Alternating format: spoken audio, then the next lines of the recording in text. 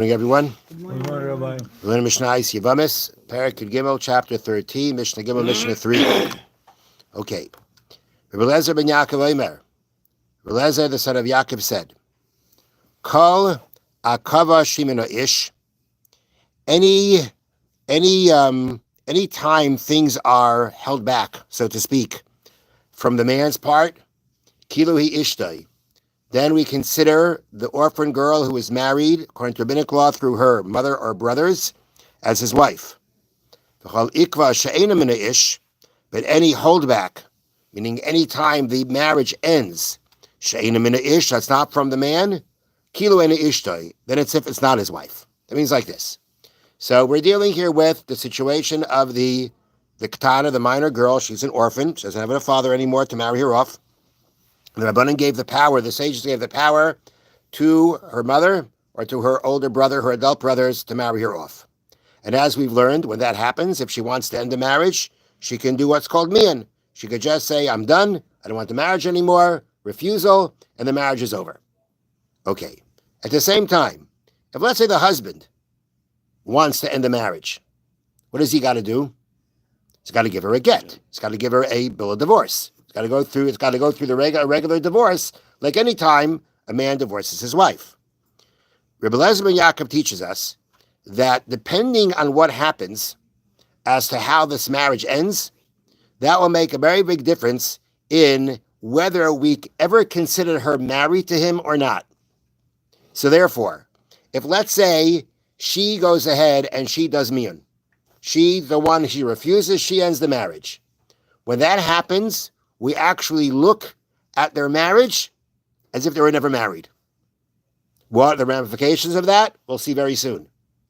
But if the reason why the marriage ends is because he ended it, he gave her a get, like any other regular marriage, then that means we see it as a marriage. It was a marriage the whole time, and there will be ramifications of that, as we're just about to learn in the next Mishnah. So now Mishnah Dalet, Mishnah 4. The halacha is, okay, a little quick introduction. If a man marries a woman, then her relatives become forbidden to him. So if, let's say, a man marries a woman, and that woman dies, can he marry her mother? Can he marry her daughter? That's not his daughter? The answer is no. The only relative that becomes permissible after the death of the wife is a sister. But even by a sister, let's say he divorces her. They're not married anymore.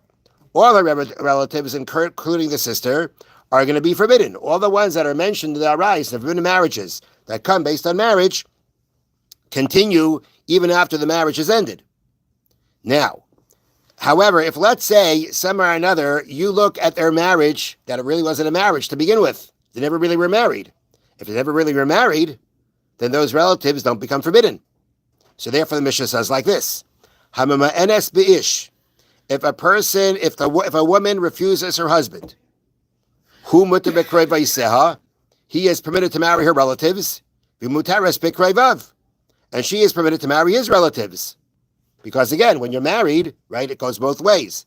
He's forbidden to her relatives, she's forbidden to his relatives. But the point the Mishnah is saying is that if, let's say, she did mian, the marriage ended because she did the refusal, then we look at it as if they were never married. And if we look at it as if they were never married, there's no reason why her relatives become forbidden on him or her on his relatives, because they were never married. You know, if a man and a woman, cohabit without getting married, their relatives don't become forbidden on each other, because it's only through marriage that the erva status takes place, the forbidden status takes effect. So therefore, we're saying, if she's mama'enes, if she ended the marriage through mian, then he's permitted in her relatives, and she's permitted to his relatives. That's number one. Number two, nor is she invalidated from kahuna. So if a man divorces his wife, that woman can never marry a Kohen, because she's a Gerusha. A Gerusha is not allowed to marry a Kohen. But this woman, she didn't get a get. She didn't get a divorce. She did mian. A mian means, if she did a refusal, then as if they were never married. If they're never married, then, there was no divorce, and therefore, there is no problem with her marrying a Kohen afterwards. Nasan lo get, but if, let's say, he ended the marriage by giving her a get, If he gave her a get, then that means, as we just said before, that we see their marriage as a complete marriage. It was they were actually married the whole time. If so, who asa b'krei v'seha, he is forbidden to her relatives. V'yasera b'krei vav, she's forbidden to his relatives. Upesala min kahuna, and she now is invalidated from the kahuna. That's what a get does. And therefore, that's what a get does to a woman. And since there was a get here that ended the marriage, then we say it's as if the marriage was always a marriage until this point of time. A divorce took place, and therefore she is now invalidated from ever marrying a Kohen. Okay, now, all right. No, we're going to continue with the rest of the Mishnah tomorrow, and let's do the Chofetz Chaim now. Okay, so the Chofetz Chaim said that in a situation where you're allowed to tell other people how somebody wronged you, you have to be extra careful with all the conditions that have to be met in order to do so.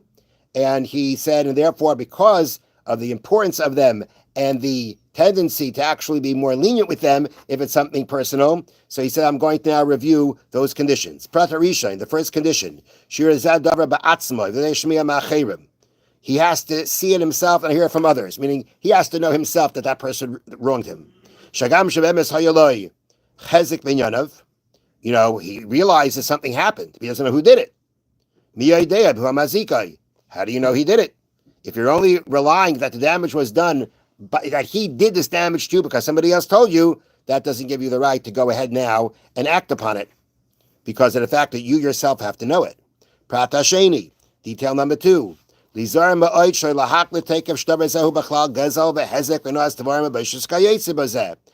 be so sure that what he did to you is necessarily stealing or embarrassing or painting you with words. He has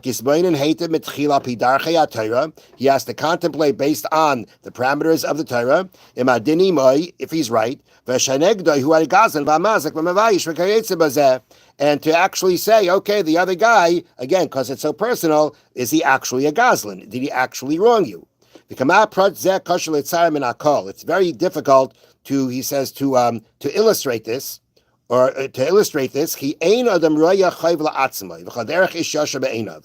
this is very hard to figure out, he's saying, on a person's part, because the person never sees anything negative about himself. He thinks he's always right.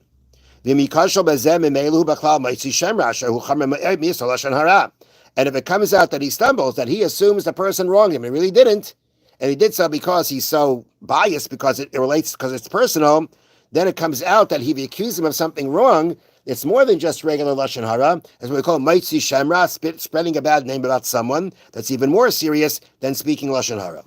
Prat Shlishi, Shemu Mishar, She'evsher, Shem Yisvakach Imoi, Batzmi Elatoyeles, Tzarechu, Ledabri Imoi, Kaidim, Shifaras Medavar Lanoshim.